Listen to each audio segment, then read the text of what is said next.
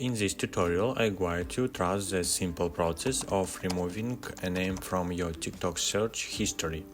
Be sure to stick around until the end to ensure a smooth experience.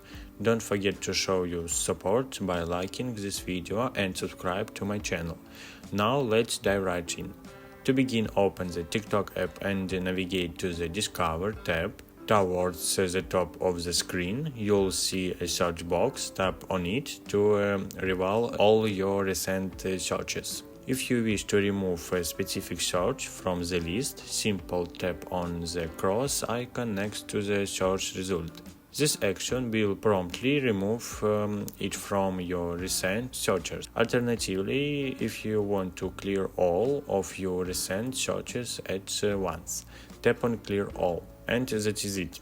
Your recent searches are now cleared, providing you with a clean slate for future researches. Feel free to drop your questions in the comments below if you need further clarification on the tutorial.